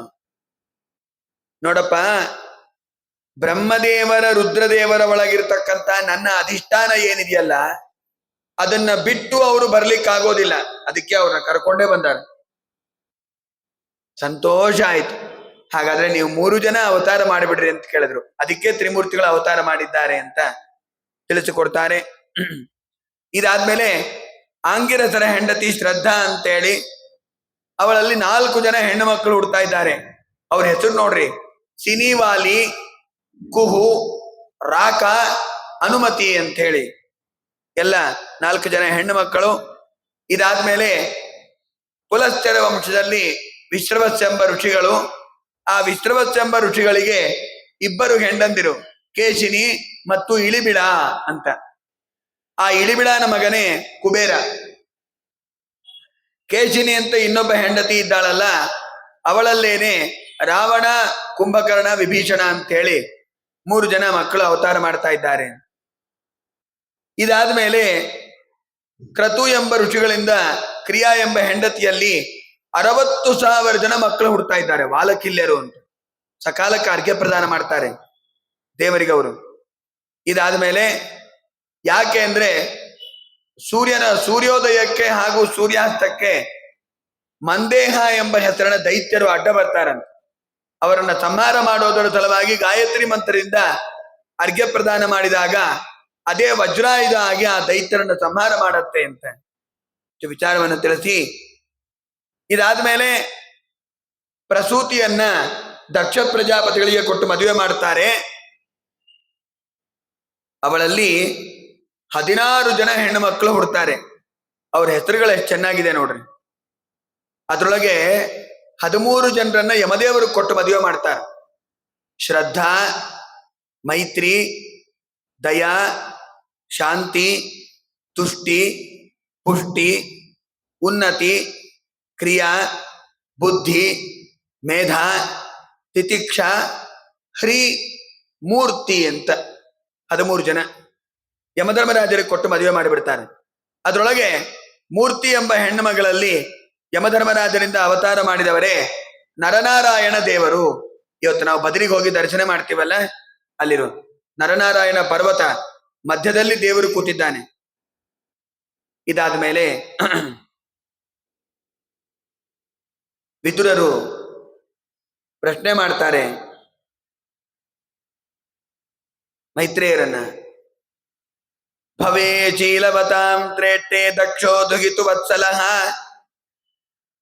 ವಿದ್ವೇಷಮಕರೋತ್ಕಸ್ಮಾದನಾದೃತ್ಯಾತ್ಮಜಾಂ ಸತೀಂ ಕಸ್ತಂ ಚರಾಚರ ಗುರುಂ ನಿರ್ವೈರಂ ಶಾಂತ ವಿಗ್ರಹಂ ಆತ್ಮಾರಾಮಂ ಕಥಂ ದ್ವೇಷ್ಟಿ ಜಗತೋ ದೈವತಂ ಮಹತ್. ವಿದುರರಂತಾರೆ, ಅಲ್ಲ ಸ್ವಾಮಿ, ಬ್ರಹ್ಮದೇವರ ಮಕ್ಕಳಾದ ದಕ್ಷ ಪ್ರಜಾಪತಿಗಳು ಯಾಕೆ ರುದ್ರದೇವರನ್ನ ದ್ವೇಷ ಮಾಡಿದರು? ಮೊದಲು ಪ್ರಶ್ನೆ. ಚರಾಚರ ಗುರುಗಳಾದ, ನಿರ್ವೈರರಾದ, ಶಾಂತ ವಿಗ್ರಹರಾದ, ಆತ್ಮಾರಾಮ ದೇವರಿಂದಲೇನೆ ಯಾವಾಗಲೂ ಆನಂದವನ್ನ ಅನುಭವಿಸುವರು ರುದ್ರದೇವರು. ಅಂತಹ ರುದ್ರದೇವರ ಮೇಲೆ ಯಾಕಪ್ಪ ಸ್ವಾಮಿ ದಕ್ಷ ಪ್ರಜಾಪತಿಗಳಿಗೆ ಅಷ್ಟು ದ್ವೇಷ ಮಾಡಿದ್ದಾರೆ? ದಕ್ಷ ಪ್ರಜಾಪತಿಗಳಿಗೆ ಮೊದಲು ಸಿಟ್ಟು ಏನು ಅಂದ್ರೆ, ತಮ್ಮ ಮಗಳಾದ ಉಮಾದೇವಿಯನ್ನ ಅವಳು ಕೊಟ್ಟು ಮದುವೆ ಮಾಡಿದ್ದಾರಲ್ಲ ರುದ್ರದೇವರಿಗೆ, ಅದು ಕೋಪ. ಸಾವಿರಾರು ವರ್ಷ ತಪಸ್ಸು ಮಾಡಿ ಉಮಾದೇವಿ ಪಾರ್ವತಿ ರುದ್ರದೇವರನ್ನ ಮದುವೆ ಮಾಡಿಕೊಂಡಿದ್ದಾಳೆ. ಅದಕ್ಕೆ ಅವರಿಗೆ ಸಿಟ್ಟು. ಇಷ್ಟು ವರ್ಷ ತಪಸ್ಸು ಮಾಡಿ ಆ ಜಟಾಜೂಟ ರುದ್ರನ್ನ ಮದುವೆ ಮಾಡ್ಕೊಂತೇನೆ ನೀನು ಅಂತ. ಅದಕ್ಕೆ ಪಾರ್ವತಿ ದೇವಿ ಅಂತಾಳೆ, ನಿಮಗೆ ರುದ್ರದೇವರ ಮಹತ್ವ ಗೊತ್ತಿಲ್ಲ. ನಿಮಗೆ ಶಿವ ಜಗತ್ ಸಂಹಾರ ಕರ್ತೃಗಳು, ಆ ರುದ್ರದೇವರ ಸೌಂದರ್ಯ ಏನು, ಅವರ ಮಹಿಮೆ ಏನು ನಿಮಗೇನು ಗೊತ್ತು ಅಂತಾಳೆ ತಂದೆಗೆ ಉಮಾದೇವಿ. ಅದಕ್ಕೆ ಕೋಪ. ರುದ್ರದೇವರು ಅಂದ್ರೆ ಆಗಲ್ಲ ಅವರಿಗೆ. ಪುರಾ ವಿಶ್ವಸೃಜಾಂ ತತ್ರೇ ತಮವೇಚ ಮಹರ್ಷಯ ತಥಾ ಮರಗಣ ಸರ್ವೇ ಸಾನುಗಾ ಮುನಯೋಗ್ನಯ. ಒಂದ್ ದಿವಸ ದೇವತೆಗಳ ದೊಡ್ಡ ಸಭೆ ನಡೀತು. ಎಲ್ಲರೂ ಬಂದಿದ್ರು. ಬ್ರಹ್ಮದೇವರು ಕೂತಿದ್ರು, ರುದ್ರದೇವರು ಕೂತಿದ್ರು. ದಕ್ಷ ಪ್ರಜಾಪತಿ ಬಂದ. ಎಲ್ಲರೂ ಎದ್ದು ನಿಂತು ನಮಸ್ಕಾರ ಮಾಡಿದರು. ರುದ್ರದೇವರು ಎದ್ದು ನಿಂತು ನಮಸ್ಕಾರ ಮಾಡಿಲ್ಲ. ಬಂತು ನೋಡ್ರಿ ಕೋಪ. ನನಗಿಂತ ಚಿಕ್ಕೋನು ನನ್ನ ಅಳಿಯ ಮಗಳನ್ನ ಕೊಟ್ಟೀನಿ, ಮಾವ ಗುರುಗಳಿದ್ದಂಗೆ, ಮಾವ ಬಂದ್ರೆ ಎದ್ದು ನಿಂತು ನಮಸ್ಕಾರ ಮಾಡೋದು ಬಿಟ್ಟು ಕಣ್ಣು ಮುಚ್ಚಿಕೊಂಡು ಧ್ಯಾನ ಮಾಡ್ತಾರ. ಈ ನಾಟಕ ಮಾಡ್ತಾ ಇದ್ದಾರೆ ರುದ್ರದೇವರು ಅಂತೇಳಿ ಬ್ರಹ್ಮದೇವರು ಮುಂದೆ ಬೈತಾ ಇದ್ದಾರ್ರಿ. ರುದ್ರದೇವರ ಅಪ್ಪ ಬ್ರಹ್ಮದೇವರು ಮುಂದೆ ಬೈತಾ ಇದ್ದಾರೆ. ಹಿಂಗ ಬೀಗರ ಮುಂದೆ ಅಳಿಯನ್ನ ಬೈದ್ರೆ ಬಿಡ್ತಾರ ಯಾರನ್ನ? ಏನಂತ ಬೈದ ದಕ್ಷ ಪ್ರಜಾಪತಿ? ಶ್ರೂಯತಾಂ ಬ್ರಹ್ಮರ್ಷಯೋ ಮೇ ತಾತಾಭ್ಯಸ್ಸಹಾಗ್ನಯ ಸಾಧೂನಾಂ ಬ್ರುವತೋ ವೃತ್ತಂ ನಾಜ್ಞಾನಾನ್ನ ಚಮತ್ಸರಾತೆ ಅಯಂ ತು ಲೋಕಪಾಲಾನಾಂ ಯಜಜ್ಞೋ ನಿರಪತ್ರಪಃ ಸದ್ವಿರಾಚರಿತ ಪಂಥ ಯೇನ ಸ್ತಬ್ಧೇನ ದೂಷಿತಃ ಏಚ ಮೇ ಶಿಷ್ಯತಾಂ ಪ್ರಾಪ್ತೋ ಯನ್ಮೇ ದುಹಿತುರಗ್ರಗೀತೆ ಪ್ರಾಣಿಂ ವಿಪ್ರಾಗ್ನಿಮುಖತಃ ಸವಿತ್ಯಾ ಇವ ಸಾಧುವತ್. ದಕ್ಷ ಪ್ರಜಾಪತಿ ಬೈತಾ ಇದ್ದಾನೆ ನೋಡ್ರಿ, ದೊಡ್ಡವರನ್ನ ನಿಂದ ಮಾಡಬಾರ್ದು, ಆದ್ರೆ ನಿಂದ ಮಾಡ್ತಾ ಇದ್ದಾನೆ ದಕ್ಷ ಪ್ರಜಾಪತಿ. ಎಲ್ಲಾರು ಕೇಳ್ರಿ, ನಾನೇನು ಅಸೂಯೆಯಿಂದ ಹೇಳ್ತಾ ಇಲ್ಲ. ನನ್ನ ಮಗಳನ್ನ ರುದ್ರದೇವರು ಕೊಟ್ಟು ಮದುವೆ ಮಾಡಿದ್ದೀನಿ ಅಗ್ನಿಸಾಕ್ಷಿಯಾಗಿ. ಅಂತಹದ್ದು ಮಾವ ನಾನು ಬಂದ್ರೆ ಎದ್ದು ನಿಂತು ನಮಸ್ಕಾರ ಮಾಡ್ಬೇಕೆಂಬ ಜ್ಞಾನ ಇಲ್ಲ ಈ ರುದ್ರದೇವರಿಗೆ. ಹೋಗ್ಲಿಪ್ಪ, ಆ ರುದ್ರದೇವರು ಕೊಟ್ಟು ಮದುವೆ ಮಾಡಿದ್ದೀನಿ, ಚೆನ್ನಾಗಿದ್ದಾನ ಅಳಿಯ ಅಂದ್ರೆ ನನ್ನ ಮಗಳು ಜಿಂಕೆ ಕಣ್ಣು, ರುದ್ರದೇವರಿಗೆ ಕೋತಿ ಕಣ್ಣು ಅಂತ ಬೈದ್ಬಿಟ್ರು. ಯಾರನ್ನ ರುದ್ರದೇವರನ್ನ ಹಂಗ ಬೈತಾರ? ದಕ್ಷ ಪ್ರಜಾಪತಿ ಬೈದಾನೆ. ಎದ್ದು ನಿಂತು ನಮಸ್ಕಾರ ಮಾಡೋದು ಬೇಡವಾ? ಯಾವಾಗಲೂ ಪ್ರೇತಗಳ ಜೊತೆ ಭೂತಗಳ ಜೊತೆ ಸಂಚಾರ, ಮೈ ತುಂಬ ಬೂದಿ ಬಡ್ಕೊಂಡಿರ್ತಾರೆ, ರುಂಡಮಾಲೆ ಹಾಕೊಂಡಿರ್ತಾರೆ, ಸರ್ಪಭೂಷಣ, ಯಾವಾಗಲೂ ಮೈ ತುಂಬ ಹಾವು ಸುತ್ಕೊಂಡಿರ್ತಾರೆ. ಚಿತಾಭಸ್ಮಕೃತಸ್ಥಾನ ಪ್ರೇತಾಸ್ತಿ ಗ್ರಂಥಿ ಭೂಷಣ, ಯಾವಾಗಲೂ ಸ್ಮಶಾನದಲ್ಲಿ ವಾಸ. ಅಂತಹ ಭೂತಗಣ ಪ್ರಮಥಗಣಕ್ಕೆ ಅಭಿಮಾನಿಗಳು, ಒಡೆಯರು. ನನಗೆ ಇವರಿಗೆ ಮಗಳನ್ನ ಕೊಡಬೇಕು ಅಂತ ಇಷ್ಟನೇ ಇಲ್ಲ. ಆದರೂ ನನ್ನ ಮಗಳು ಉಮಾದೇವಿಯನ್ನ ಯಾಕೆ ಕೊಟ್ಟಿದ್ದೀನಿ ಅಂದ್ರೆ ದತ್ತಾಬತಮಯ ಸಾಧ್ವಿ ಚೋದಿತೆ ಪರಮೇಷ್ಠಿನ, ನಮ್ಮಪ್ಪ ಚತುರ್ಮುಖ ಬ್ರಹ್ಮದೇವರು ಕೊಡೋ ಅಂದಿದ್ದಕ್ಕೆ ಕೊಟ್ಟಿದ್ದೀನಿ ಅಷ್ಟೇ, ಇಲ್ದೇರೆ ಕೊಡ್ತಾನೆ ಇದ್ದೀನಿ. ಇಷ್ಟು ಬೈದು ಅಯಂ ತು ದೇವಯಜನೆ ಇಂದ್ರೋಪೇಂದ್ರಾದಿ ವಿರ್ಭವ ಯಜ್ಞಭಾಗಂ ನಲಭತಾಂ ದೇವೈರ್ ದೇವಗಣಾಧಮಃ. ದಕ್ಷ ಪ್ರಜಾಪತಿ ರುದ್ರದೇವರಿಗೆ ಶಾಪ ಕೊಡ್ತಾ ಇದ್ದಾನೆ. ಇವತ್ತಿನಿಂದ ಈ ರುದ್ರದೇವರಿಗೆ ಯಜ್ಞದಲ್ಲಿ ಹವಿರ್ಭಾಗ ಸಿಗೋದೇ ಬೇಡ. ಮಾವ ಏನನ್ನ ಇಷ್ಟು ಬೈದ್ರೆ ಅಳಿಯಂದ್ರು ಸುಮ್ಮಗಿರ್ತಾರ ನೋಡ್ರಿ ಯಾರನ್ನ? ಆದ್ರೆ ರುದ್ರದೇವರು ಸುಮ್ಮಗಿದ್ರು, ಏನು ಮಾತಾಡಿಲ್ಲ, ಧ್ಯಾನ ಮಾಡ್ತಾ ಕೂತಿದ್ರು. ಇದಕ್ಕೇನಂತ ಗೊತ್ತಾ? ತಿತಿಕ್ಷಾ, ಸಹನೆ. ಸಹನೆ ಇದು ಬಹಳ ಮುಖ್ಯ. ಹಿಂದೆಯನ್ನ ಬೈದವರೆಲ್ಲ ಅಂದಣವೇರಲಿ, ಮುಂದೆಯನ್ನ ಬೈದವರೆಲ್ಲ ಚಂದಾಗಿರಲಿ, ಕುಂದು ಇಟ್ಟವರೆಲ್ಲ ಕುದುರೆ ಕಟ್ಟಿ ಬಾಳಲಿ, ಬಂದು ಒದ್ದವರಿಗೆ ಭತ್ತದ ಗದ್ದೆ ಬೆಳೆಯಲಿ. ಏನು ಬಲ್ಲೆ ಶ್ರೀಹರಿ ನಿನ್ನ ತುತಿತಿ ಪೇಳುವುದು, ಜ್ಞಾನ ಭಕ್ತಿ ಕೋಡು ನಮಗಿದೊಂದೇ ದೊಡ್ಡದು. ಜನರಲಿಯನ್ನ ಮಾನ ಭಂಗ ಮಾಡಿದವರಿಗೆ, ಜೇನು ತುಪ್ಪ ಸಕ್ಕರೆ ದೂಟ ಆಗಲಿ ಅವರಿಗೆ. ಹಾನಿ ಬಾರದಂತ ಲೋಕ ಸಿಗಲಿ ಅವರಿಗೆ, ಮಹಾನುಭಾವ ಮುಕುತಿ ಕೊಡು ನೆಲೆಯಾದಿ ಕೇಶವ. ಏನು ಬಲ್ಲೆ? ಯಾರನ್ನ ಬೈದ್ರೆ ಕೋಪ ಮಾಡ್ಕೋಬಾರ್ದು. ಬೈರಪ್ಪ ಅಂತ ಇನ್ನೊಂದು 10 ರೂಪಾಯಿ ದಕ್ಷಿಣೆ ಕೊಟ್ಟು ದಿವಸ ಇದೇ ರೀತಿ ಬೈತಾ ಇರ್ರಿ ಬಂದು ನಮ್ಮನ್ನ. ನೀವ್ ಎಲ್ಲಿ ಬೈತೀರಿ ಹೇಳ್ರಿ, ಅಲ್ಲಿ ಬಂದು ಬೈಸ್ಕೊಂತೀನಿ. ನಿಮ್ ಮನೆಗ್ ಬರ್ಲ ಅಥವಾ ಮಠಕ್ ಬರ್ಲ? ರಾಯರ್ ಮುಂದೆ ಬೈತೀರ, ರಾಯರ ಹಿಂದ್ ಬೈತೀರ, ರಾಯರ ಪಕ್ಕ ಬೈತೀರ, ಮಾಡಿ ಮೇಲೆ ಕರ್ಕೊಂಡೋಗಿ ಬೈತೀರ. ಎಲ್ಲೋ ಒಂದ್ ಕಡೆ ಬೈರಿ ನನ್ನ, ಬೈದ್ರೆ ನಂಗೆ ಬುದ್ಧಿ ಬರುತ್ತೆ ಅಂತ. ರುದ್ರದೇವರು ಏನು ತಿತಿಕ್ಷಾರಿ ಇದು, ತುಂಬಿದ ಸಭೆಯಲ್ಲಿ 100 ಜನ ಋಷಿಗಳು ಮುನಿಗಳು ದೇವತೆಗಳ ಮಧ್ಯೆ ಬೈದ್ರೆ ಸುಮ್ಮಗಿದ್ದಾರಲ್ಲ, ಅದಕ್ಕೆ ತಿತಿಕ್ಷಾ ಅಂತ ಕರೀತಾರೆ. ಅದಾದ್ಮೇಲೆ ನಂದಿ ಎದ್ದ ಶಾಪ ಕೊಟ್ಟ ದಕ್ಷ ಪ್ರಜಾಪತಿಗೆ, ನಿಂಗೆ ಆಡಿನ ತಲೆ ಬರಲಿ, ತತ್ವಜ್ಞಾನ ಲೋಪ ಆಗಲಿ ಅಂತ ಶಾಪವನ್ನು ಕೊಡ್ತಾರೆ. ಇದಾದ್ಮೇಲೆ ಭೃಗು ಋಷಿಗಳು ಶಾಪ ಕೊಡ್ತಾರೆ.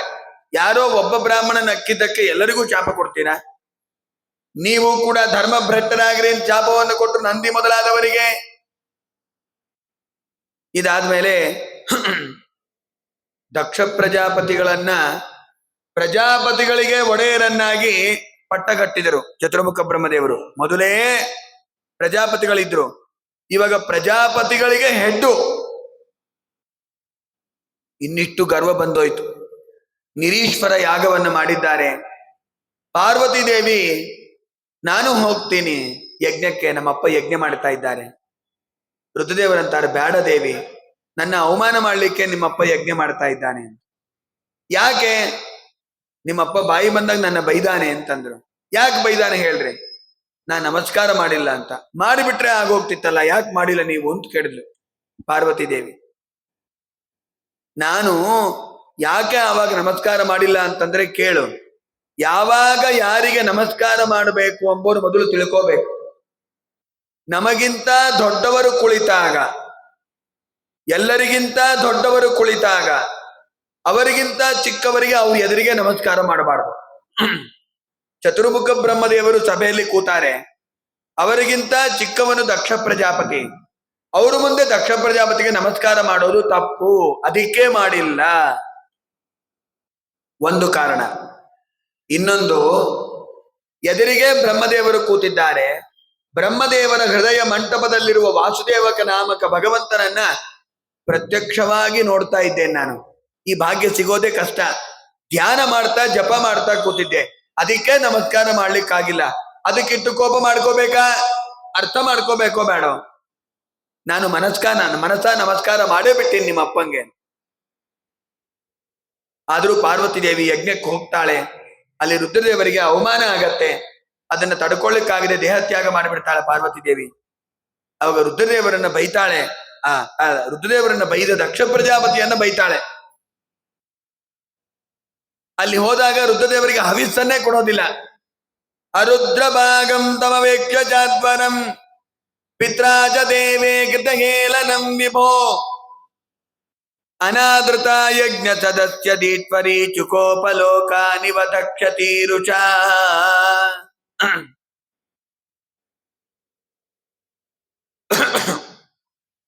ದಕ್ಷ ಪ್ರಜಾಪತಿಗೆ ಬೈತಾಳೆ, ಏನಪ್ಪ ನೀನು ನನ್ನ ಗಂಡನ ಬೈತ್ಯಾ ನೀನು?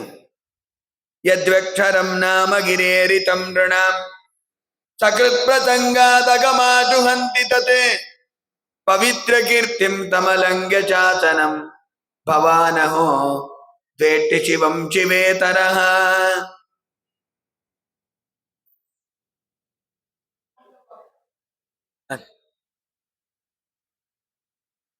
ಯಾವ ನನ್ನ ಗಂಡನನ್ನು ಸ್ಮರಣೆ ಮಾಡಿದರೆ, ಶಿವ ಶಿವ ಶಿವ ಅಂತ ಸ್ಮರಣೆ ಮಾಡಿದರೆ ಎಲ್ಲಾ ಪಾಪಗಳು ಪರಿಹಾರ ಆಗತ್ತೋ ಅಂತ ನನ್ನ ಗಂಡನನ್ನ ನೀನು ಅವಮಾನ ಮಾಡಿದ್ದೀನಿ, ಬೈದಿದ್ದೀನಿ ನೀನು.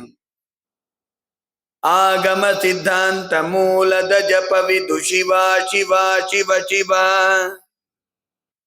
ನಿಮ್ಮ ರೋಗದ ಮೂಲ ಪಕೆಡಿಪ ಔಷಧವಿದು ಶಿವ ಶಿವ ಶಿವ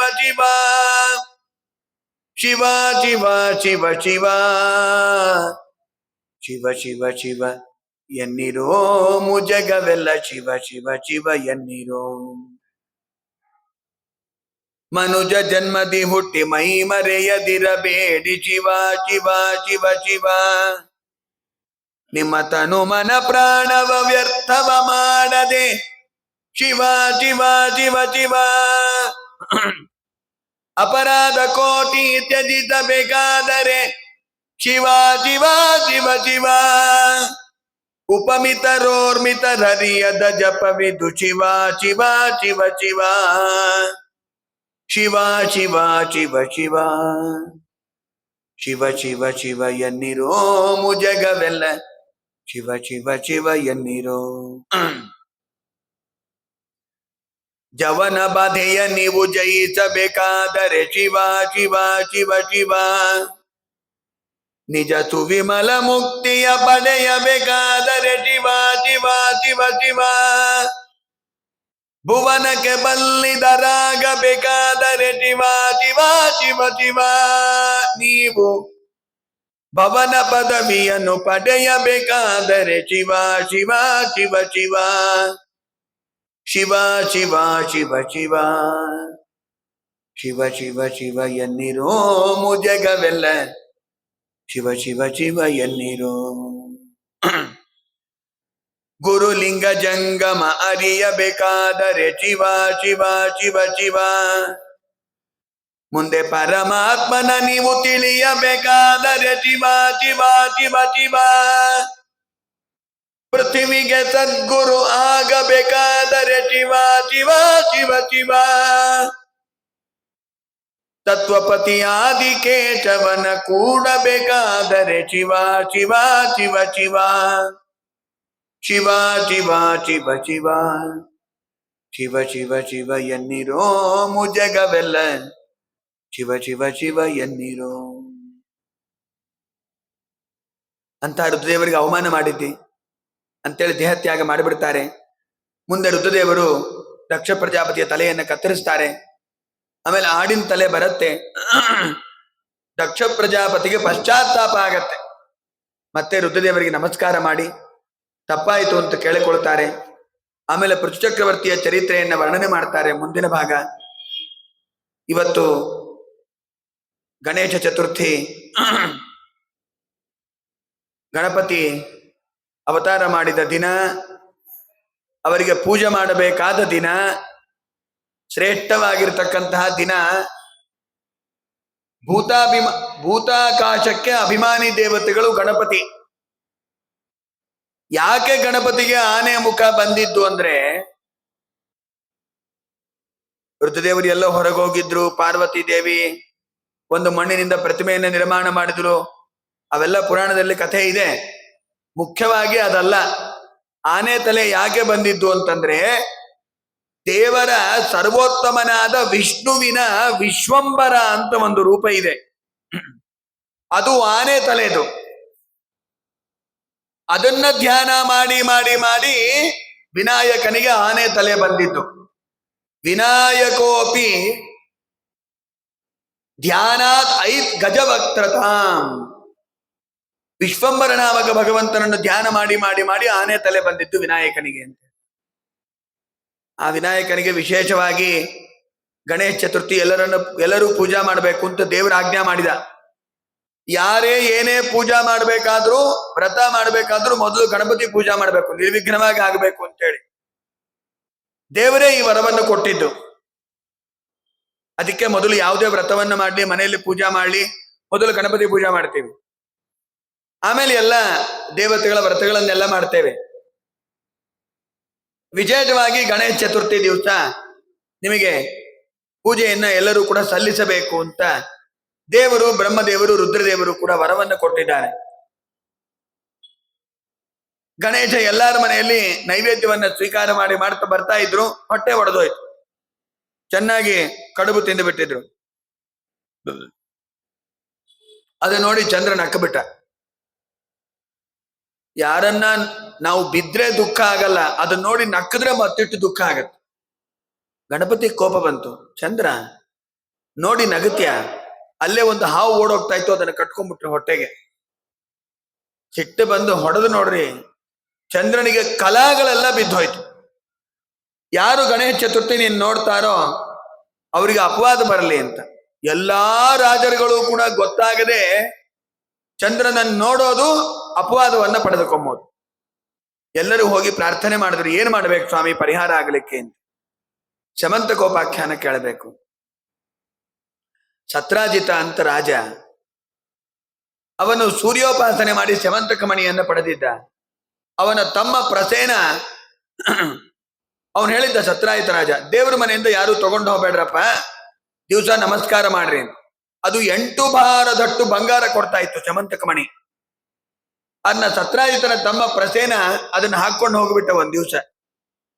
ಅವನ್ನ ಸಿಂಹ ಸಂಹಾರ ಮಾಡಿ ತಾನು ಹಾಕೊಂಡೋಯ್ತು. ಆ ಸಿಂಹವನ್ನ ಕೊಂದು ಜಾಂಬುವಂತ ರಾಮಭಕ್ತ ಅವನು ಹಾಕೊಂಡು ಹೋಗಿ ತನ್ನ ಮಗಳಾದ ಜಾಂಬವತಿ ದೇವಿಗೆ ತೊಟ್ಲಲ್ಲಿ ಹಾಕಿದ. ಎಲ್ಲಾರು ಏನನ್ಕೊಂಡ್ರು, ಕೃಷ್ಣನೇ ಕದ್ದ ಅಂತ ಅನ್ಕೊಂಡ್ಬಿಟ್ರು. ಯಾಕೆಂದ್ರೆ ಕೃಷ್ಣ ಕೇಳಿದ್ದ, ಸತ್ರಾಜಿತ ಸೂರ್ಯೋಪಾಸನೆ ಮಾಡಿ ತಪಸ್ಸು ಮಾಡಿ ಶಮಂತಕ ಮಣಿ ಹಾಕೊಂಡ್ ಬರ್ತಾ ಇದ್ದ. ಶಮಂತಕ ಮಣಿ ಹಾಕೊಂಡ್ ಬರ್ತಾ ಇರ್ಬೇಕಾದಾಗ ದೇವರು ಕೇಳಿದ, ಶಮಂತಕ ಮಣಿ ಕೊಡಪ್ಪ ಅಂತ. ಸತ್ರಾಜಿತ ಕೊಡಲ್ಲ ಅಂದ. ಹಾಗಾದ್ರೆ ಎಲ್ಲಾರು ಏನನ್ಕೊಂಡ್ರು, ಸತ್ರಾಜಿತ ಕೇಳಿದ್ರು ದೇವರು ಕೊಟ್ಟಿಲ್ಲ ಅಂದ್ರೆ ಕೃಷ್ಣ ಪರಮಾತ್ಮ ಕದ್ಕೊಂಡು ಹೋಗ್ಯಾನ. ಅಪವಾದ ಬಂತು. ದೇವರು ಕೂತಿದ್ದ ದ್ವಾರಕಾಪಟ್ಟಣದಲ್ಲಿ. ರುಕ್ಮಿಣಿ ಬಂದ್ಲು, ರೀವಿ ನೀವೇನು ಅನ್ಕೊಂಬಲ್ಲ ಅಂದ್ರೆ ಒಂದ್ ಮಾತು ಹೇಳ್ತೀನಿ ಕೃಷ್ಣಂಗೆ. ಏನ್ ದೇವಿ, ನೀವು ಶಮಂತಕ ಮಣಿ ಕದ್ದೀರಂತ ನಿಂಗೆ ಗೊತ್ತಾಯ್ತು? ಊರಿನ ಜನ ಎಲ್ಲ ಅದೇ ಮಾತಾಡ್ಕೊಂತ ಇದ್ದಾನೆ. ನಾನ್ ತಗೊಂಡೇ ಇಲ್ಲ ದೇವಿ, ನಿಮ್ಮೇಲೆ ಅಪವಾದ ಅಂತೂ ಬಂದೋಯ್ತಾ. ಅಪವಾದ ಇಟ್ಕೊಂಡು ಬದುಕಬಾರ್ದು. ಸಂಭಾವಿತ ಚಾಕೀರ್ತಿ ಮರಣದ ಅತಿರಿಚ್ಯತೆ. ಹೋಗಿ ಪರಿಹಾರ ಮಾಡ್ಕೊಂಡು. ದೇವರು ಹೋದ, ಆ ಹೆಜ್ಜೆಯನ್ನು ಹುಡುಕೊಂಡೇ ಹೋದ, ಯಾದವರನ್ನ ಕರೆದುಕೊಂಡು. ಕಡೆಗೆ ಸಿಂಹ ಕೊಂದಿದ್ದು ನೋಡಿದ, ಜಾಂಬವಂತನ ಗುಹಕ್ಕೆ ಹೋದ. ಗುಹಾ ಎಲ್ಲ ಯಾದವರನ್ನ ಹೊರಗೆ ನಿಲ್ಲಿಸಿದ, ನಾ ಬರೋವರೆಗೆ ಇಲ್ಲೇ ಇರ್ರಿ ಅಂತ. ಗುಹಾದೊಳಗೆ ಹೋದ. 28 ದಿನ ಯುದ್ಧ ಆಡ್ದಾನ ದೇವರು ಜಾಂಬುವಂತನ ಜೊತೆ. ಅಲ್ರಿ, ಒಂದೇಟು ಗುದ್ದಿದ್ರೆ ಬಿದ್ದೋಗ್ಬಿಡ್ತಾನೆ ಜಾಂಬುವಂತ. 28 ದಿನ ಯಾಕೆ ಗುದ್ದಾಡ್ಬೇಕಾಗಿತ್ತು ಜಗಳ? ತ್ರೇತಾಯುಗದಲ್ಲಿ ವರ ಕೇಳ್ಕೊಂಡಿದ್ದ ಜಾಂಬುವಂತ, ನಿನ್ ಜೊತೆ ನಾನು ಕುಸ್ತಿ ಯುದ್ಧ ಆಡ್ಬೇಕು ಅಂತ ವರ ಕೇಳ್ಕೊಂಡಿದ್ದ. ಅಲ್ಲ ಸ್ವಾಮಿ ರಾಮ, ನೀ ಸಣ್ಣಗೆ ತೆಳ್ಳಗೆ ಬೆಳ್ಳಗಿದ್ದಿ, ಆದ್ರೆ ಏನ್ ಏಟು ಹೊಡಿತೀಯಪ್ಪ ನೀನು. ಒಂದೊಂದು ಬಾಣ ಸೀಳ್ಕೊಂಡು ಹೋಗುತ್ತೆ ಎಲ್ಲ ಎದೆಗಳನ್ನ. ಅಷ್ಟು ಶಕ್ತಿ ಹೆಂಗ್ ಬಂತು ನಿಂಗೆ? ನನ್ ಜೊತೆ ಒಂದ್ಸಲ ದ್ವಂದ್ವ ಯುದ್ಧ ಆಡು ಅಂತ ಜಾಂಬುವಂತ ತ್ರೇತಾಯುಗದಲ್ಲಿ. ಇವಾಗ ಬೇಡಪ್ಪ, ದ್ವಾಪರ ಯುಗದಲ್ಲಿ ನಿಂಗೆ 28 ದಿವಸ ರಿಸರ್ವೇಶನ್ ಮಾಡಿ ಕೊಡ್ತೀನಿ. ದೇವರು ಹಂಗಾಗಿ 28 ದಿವಸ ಯುದ್ಧ ಆದಿ ಜಾಂಬುವಂತರನ್ನ ಗುದ್ದಿ ಆಮೇಲೆ ರಾಮರೂಪವನ್ನ ತೋರಿಸ್ತಾನೆ ಕೃಷ್ಣ. ಆನಂದ ಆಗೋಯ್ತು. ಕೌಸಲ್ಯ ಜವರ ವಂಶೋದ್ಭವ ಸುರ ಸಂಸೇವಿತ ಪದ ರಾಮ ಹರೇ ಕಂಸಾದ್ಯ ಸುರರ ಧ್ವಂಸಗೈದಯದು ವಂಶೋದ್ಭವ ಶ್ರೀ ಕೃಷ್ಣ ಹರೇ. ಜೈ ಜೈ ರಾಮ ಹರೇ, ಜೈ ಜೈ ಕೃಷ್ಣ ಹರೇ. ಜಾಂಬುವಂತ ಸ್ತೋತ್ರ ಮಾಡ್ತಾನ. ಆಮೇಲೆ ನಂಗೆ ಶಮಂತಕ ಮಣಿ ಕೊಡ್ತೀಯಪ್ಪ, ನನ್ ಮೇಲೆ ಅಪವಾದ ಬಂದಿದೆ, ಶಮಂತಕ ಮಣಿನೂ ಕೊಡ್ತೀನಿ, ಕನ್ಯಾಮಣಿನೂ ಕೊಡ್ತೀನಿ. ಜಾಂಬುವತಿ ದೇವಿ. ಜಾಂಬುವತಿ ಯಾರು ಗೊತ್ತಾ? ತುಳಸಿ. ತುಳಸಿ ಒಳಗೆ ವಿಶೇಷ ಜಾಂಬುವತಿ ದೇವಿಯ ಸನ್ನಿಧಾನ ಇರತ್ತೆ. ಅವಳನ್ನು ಕೊಟ್ಟು ಮದುವೆಯನ್ನ ಮಾಡ್ತೀನಿ ನಿನಗೆ. ಜಾಂಬುವತಿಯನ್ನು ಕೊಟ್ಟು ಮದುವೆಯನ್ನು ಮಾಡಿದ್ದಾರೆ.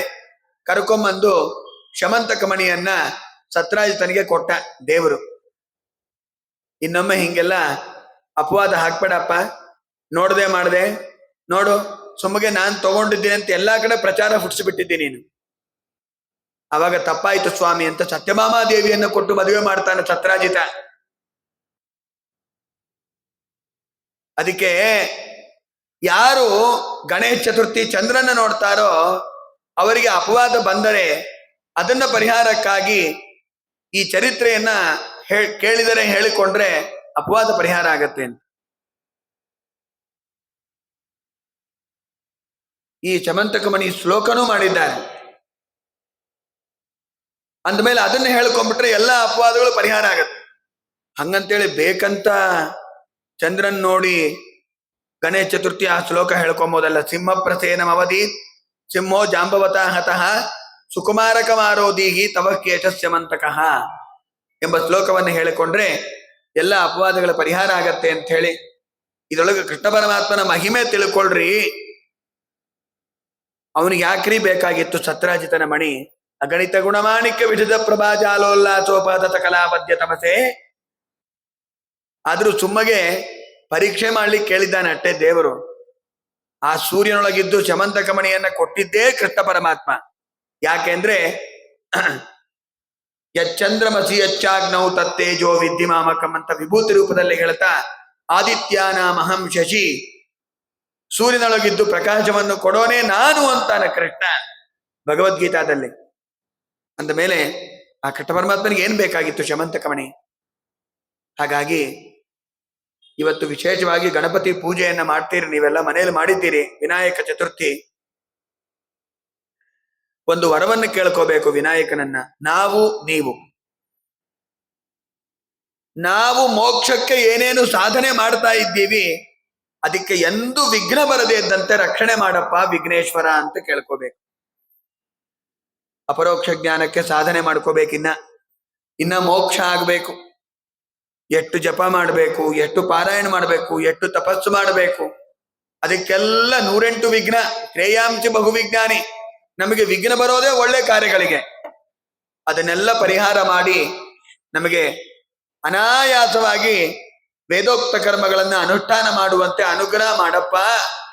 ಎಲ್ಲಾ ಶಾಸ್ತ್ರಗಳನ್ನ ಚೆನ್ನಾಗಿ ಅಧ್ಯಯನ ಮಾಡುವಂತೆ ಅನುಗ್ರಹ ಮಾಡಪ್ಪ. ಮಹಾಭಾರತವನ್ನು ರಚನೆ ಮಾಡಿದ ಮಹಾ ದೇವತಾ, ಭೂತಾಭಿಮಾನಿ ದೇವತಾ, ಆಕಾಶಾಭಿಮಾನಿ ದೇವತಾ ಗಣಪತಿ, ಅವರನ್ನ ಪ್ರತಿನಿತ್ಯ ನಾವು ಸ್ತೋತ್ರ ಮಾಡಬೇಕು, ಪ್ರತಿನಿತ್ಯ ಪೂಜಾ ಮಾಡಬೇಕು ಅಂತ ಹೇಳಿ ಪ್ರಾರ್ಥನೆ ಮಾಡ್ತಾ ಮುಗಿಸ್ತಾ ಇದ್ದೇನೆ. ಶ್ರೀಕೃಷ್ಣಾರ್ಪಣಮಸ್ತು.